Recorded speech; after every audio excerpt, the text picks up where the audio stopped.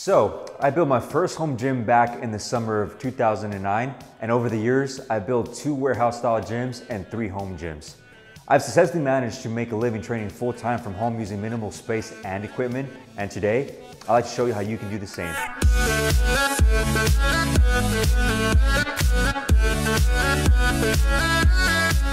The first step is to choose a location.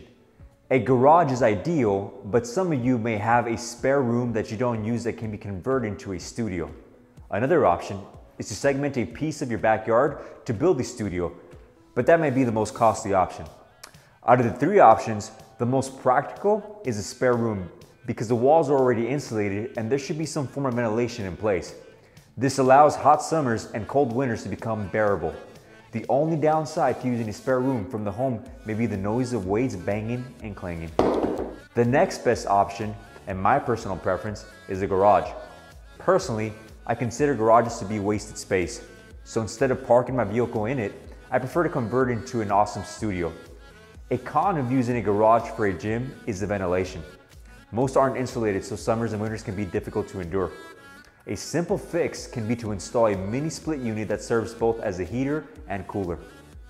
After you've determined the location, the next step is the flooring. Rubber flooring is the most economical option, specifically horse stall mats. I usually go with 6x4 and 3/4 inch thick horse stall mats that I picked up at the Tractor Supply Company for about $40 a piece. Your cost will depend on how much square footage you like to cover, but keep in mind that it may only be necessary where the weights are likely to be dropped. Think a designated area for barbells and dumbbells.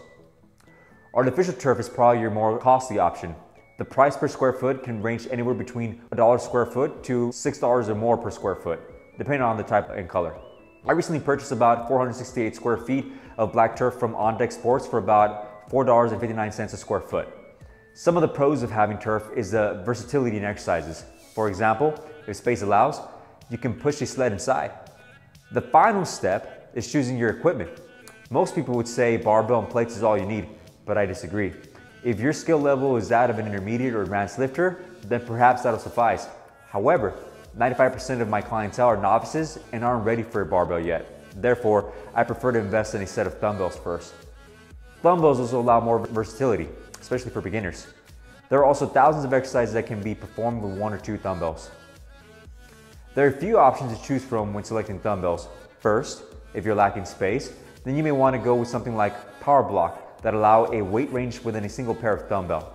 Their most basic set starts at $299. If space isn't an issue, then you can choose between cast iron and rubber coated dumbbells. The biggest difference between them, besides the rubber coating of course, is the price. Cast iron dumbbells may start at about $1 per pound, whereas rubber coated dumbbells can start at $1.50 per pound.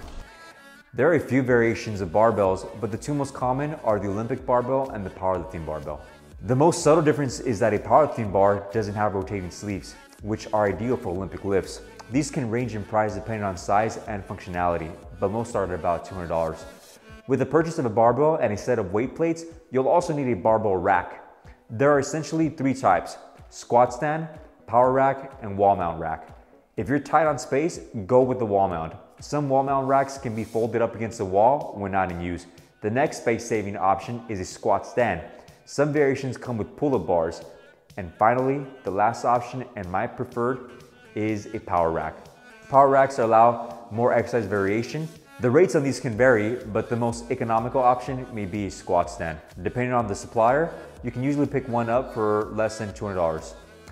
If you're getting a rack, then you might want to get a bench for pressing or performing box jumps and step-ups. A good bench will run you a little over $100.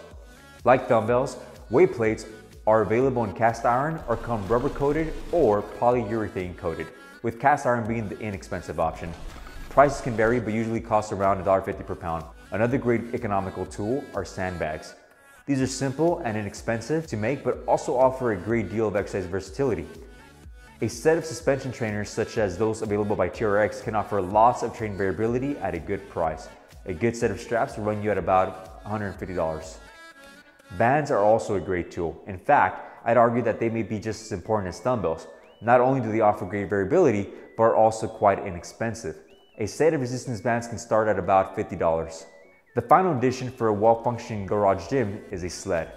Sleds are also versatile as they can be pushed or pulled. In addition to being great conditioning tools, they also produce speed and strength. Depending on the supplier, you can pick up a sled for less than $100. Before purchasing new equipment, try searching Craigslist or garage sales to find used equipment. You'd be surprised to find how many people actually have these lying around just collecting dust. It's taken me almost a decade to build my current gym, which has a value of about $30,000. However, when I first began, all I had was a pair of dumbbells, homemade pull-up bar, jump rope, homemade plyo box, and a few bands. Whichever route you choose to take in building your own home gym, make sure you write out a plan first.